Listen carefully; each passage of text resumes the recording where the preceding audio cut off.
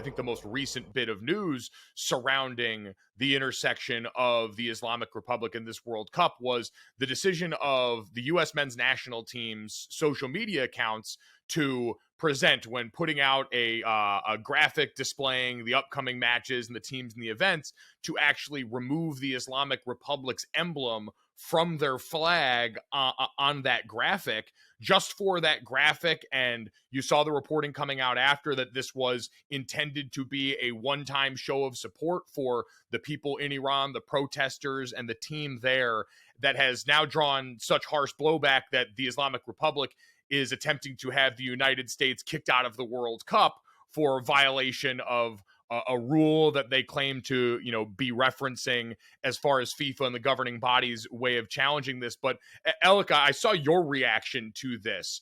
What did that mean? People see this, and I think in the U.S. might look and see as a social media post that we see all the time. What did this actually mean to see from the U.S. men's national team social? I'm going to answer that in a second, but before I do, I want to explain that I'm laughing that a country whose state media has burning American flags in the header images of its state media Twitter profiles is now making accusations that other countries are messing with flags. They have messed with flags for the last 43 years. So yeah, I have thoughts on that. But what did it mean? I first want to preface this by saying that in addition to being Iranian, I have been an American sports fan my entire life. And so I am very aware and understanding of concerns that, Team US fans would have about the distraction that this has caused, and the lack of understanding around how meaningful this might have been. But it meant everything to so many people for one day for that stand to be taken, for two reasons. First, because when this became a whole thing, I really appreciate that U.S. Soccer did not back down. They didn't claim it was a mistake. They didn't claim it was some intern. They were quite clear that it was a stand with the Iranian people. And so in this moment, I appreciate it for that reason. But for me personally, bigger than that, I had waited my whole life to be able to see any team of athletes from Iran be able to be recognized as something other than the dictatorship that they play under and also are threatened by. And so that flag was installed by this regime. It is a sign and a symbol of oppression to so many people within a country of 85 million people. It is a symbol of oppression and lost connection to the homeland of millions of Iranians around the world. And the soccer team has often been a really unifying force for all Iranians in and out of Iran. And so for one day to see an opponent recognize the humanity of these players, rather than some trope about their government, I understand why for people who may not be close to it, they may not understand what that gesture meant. But I think to a lot of people, it meant so much. Well, and you've done such a great job in just this 20-minute span of, I think, filling in for a lot of people what is behind this and why this is all so meaningful. I said when this podcast comes out, it could be, any point when people are listening on Tuesday. The match could have already come and went. It could be waiting to get started. This could be something you hear pregame.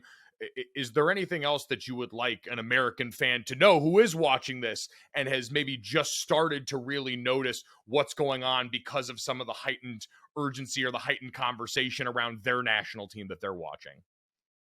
Yeah, I mean, as far as the movement goes, I think it's so important to know that while a lot of this, again, was painted as a women's rights movement, which in large part it is truly a very inclusive movement that is fighting for women's rights, for a free and fair press, for a fair justice system, for secular democracy, all the things that institutionally give us so many freedoms here. That is what they're fighting for. Like, people are fighting for the opportunity to experience humanity and to experience joy. And there are pillars that a society needs in order to ensure that. And that's what the Iranian people are fighting for. And so, as it relates to the game, I mean, I certainly did not come on here to convince Team USA fans to root for Iran. I don't have those expectations.